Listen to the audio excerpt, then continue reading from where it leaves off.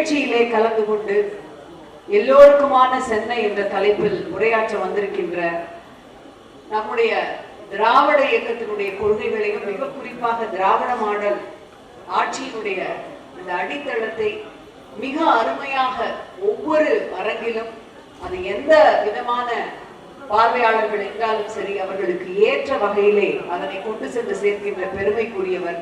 நாங்கள் எல்லாம் எங்களுடைய பொருளாதார பொக்கிஷம் என்று கொண்டாடுகின்ற பொருளாதார அறிஞர் முனைவர் பேராசிரியர் அன்பிற்குரிய ஜெயரஞ்சன் அவர்களே, மூத்த பத்திரிகையாளர், தன்னுடைய பேச்சு திறமையினால் அதிலும் எதிராளியை உடனடியாக தரவுகளோடு தாக்கி பேச்சிழக்க செய்கின்ற அந்த வலிமையினால் வேல்வீச்சு என்கின்ற அந்த அருமையான பட்டத்தை பெற்றிருக்கின்ற அன்பிற்குரிய தம்பி செந்தில்வேல் அவர்களே,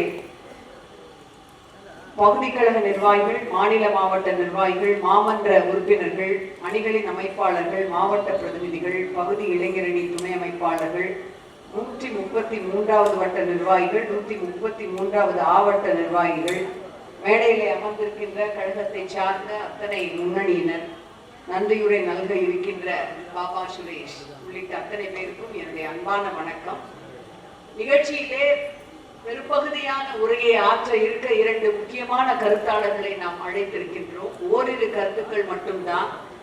கருத்தாளர்கள் குறித்தும் நான் உங்களிடையே பகிர வேண்டிய மிக முக்கியமான ஒரு நிலையிலே இருக்கின்றேன். ஏனென்றால் போகிற போக்கிலே நம்முடைய முனைவர் குறித்து ஒரு பொருளாதார ரீதியாக எப்படி கருத்துக்களை மிக ஜனரஞ்சகமான முறையிலே எடுத்துச் செல்பவர் என்று நம்முடைய தம்பி அவர்கள் குறிப்பிட்டு சொன்னார். மிக முக்கியமாக அவரை பற்றி, பேராசிரியர் ஜெயரஞ்சனை பற்றி நாம் எதற்காக கொண்டாடுகின்றோம் என்றால், பொருளாதாரத்தை சமூக நீதி கண்ணோட்டத்தோடு பார்க்கின்றனர். அதுதான் மிக முக்கியமான விஷயம்.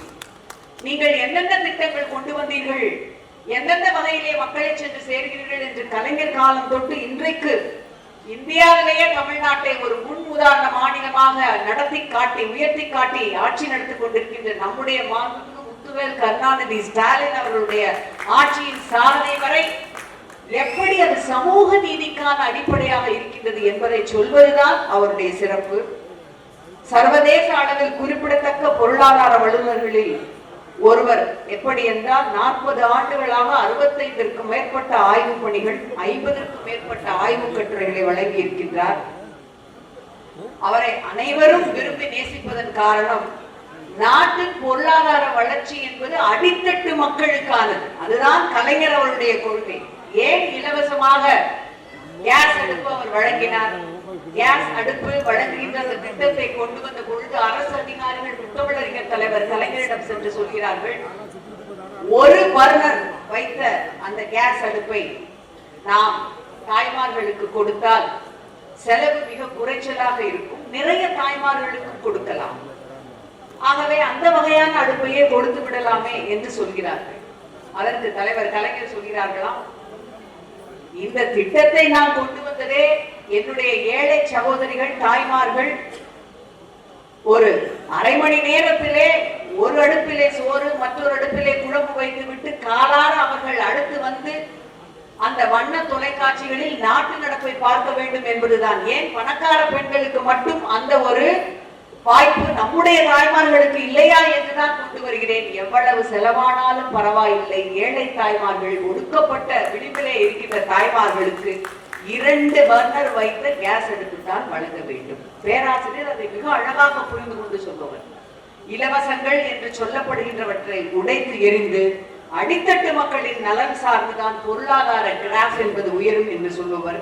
மிக முக்கியமாக நம்முடைய தமிழ்நாட்டின் டீக்கடைகளிலும் முடி திருத்தகங்களிலும் பொருளாதாரத்தை பற்றி, திராவிட மாடல் ஆட்சியை பற்றி பேச வைத்த பெருமைக்கு சொந்தக்காரர் நம்முடைய ஜெயரஞ்சன் அவர்கள்.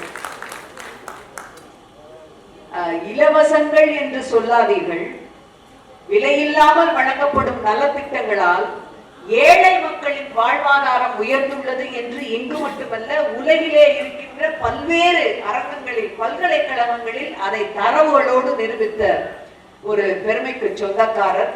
திராவிட இயக்கங்களால், குறிப்பாக நம்முடைய தலைவர் கலைஞர், பிற்பாடு இன்றைய ஆட்சியிலே தொழில், கல்வி, பொருளாதாரம், பிற துறைகளில் தமிழ்நாடு பெற்றிருக்கின்ற வருகின்ற வளர்ச்சி குறித்து மிக அழகாக விவாதிக்கின்ற, எடுத்துரைக்கின்ற அந்த பொறுமையான, அதே சமயம் ஜனரஞ்சகமான வழியிலே தன்னுடைய விஷயத்தை கொண்டு செல்கின்ற பெருமைக்கு சொந்தக்காரர் இன்றைக்கு இந்த கருத்தரங்கத்திலே கலந்து கொள்ள வந்திருப்பது மிகுந்த மகிழ்ச்சி.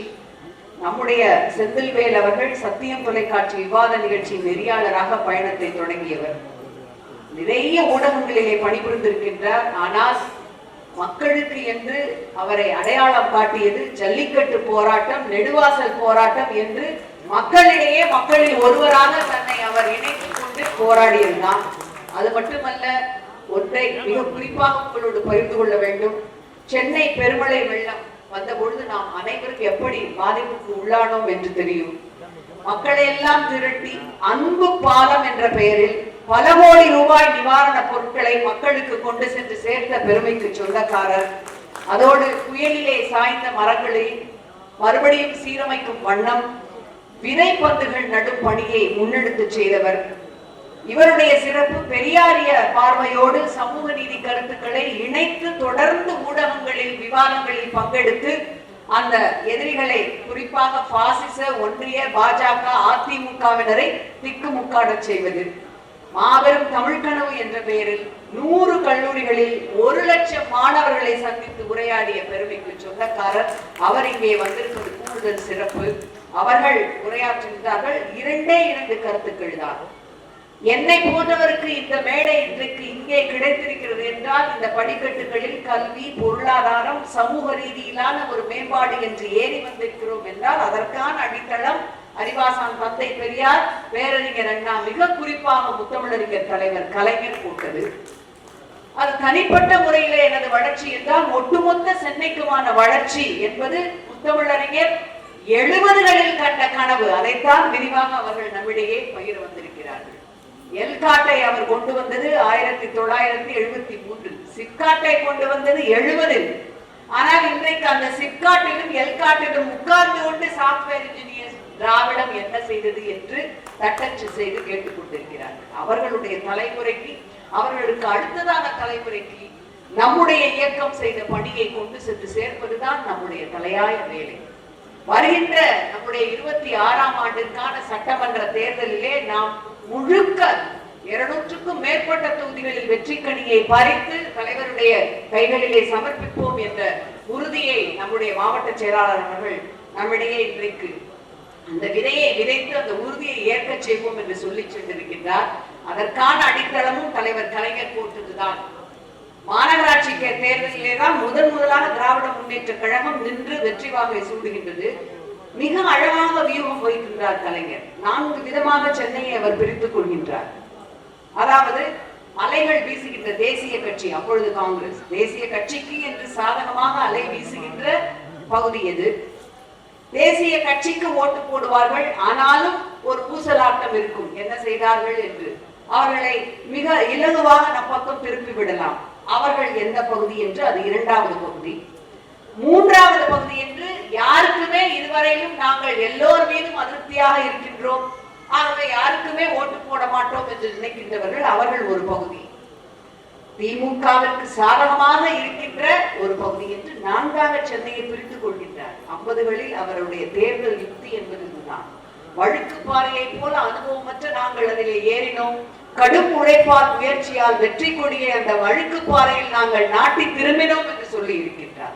அழகாக அப்படி பிரித்துக் கொண்டு நாம் திமுகவிற்கு ஓட்டு போடுவோம் என்கின்ற பகுதியை தவிர்த்து மற்ற 3 இடங்களிலும் நம்முடைய உழைப்பை செலுத்துவோம் என்று, மற்ற 3 இடங்களிலும் உழைப்பை செலுத்துவோம் என்று கவனமாக உழைத்து முதலாக சென்னை மாநகராட்சியை திராவிட முன்னேற்ற கழகம் கைப்பற்றுவதற்கான பெருமையை தேடி தந்தவர் கலைஞர்.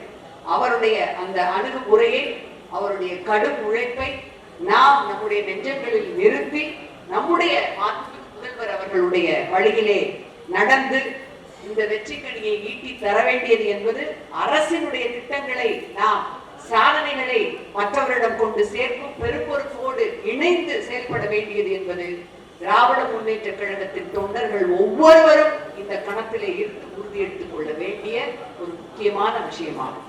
அந்த உறுதியை ஏற்போம். இன்றைக்கு காலை கீழடியிலே நம்முடைய தாய்மொழி கீழடி என்கின்ற உண்மையை மண்மூடி மறைக்க இந்த பாஜக அரசு எடுக்கின்ற முயற்சிகளுக்கு எதிராக மிகப்பெரிய போராட்டம், மாணவர்களுடைய போராட்டத்தை மதுரையிலே நடத்தி காட்டினார்கள். திராவிடர் கழகம் ஒழுங்கமைவு செய்த அந்த போராட்டத்தில் நம்முடைய கட்சியின் சார்பாக நான் கலந்து கொண்டு பேசினேன்.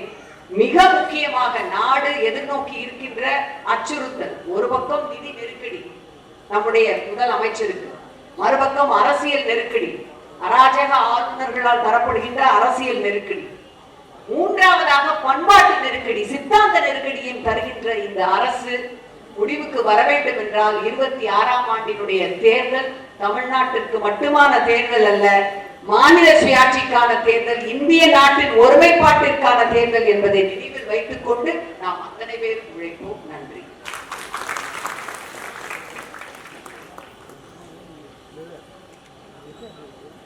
அப்படி ஓரம்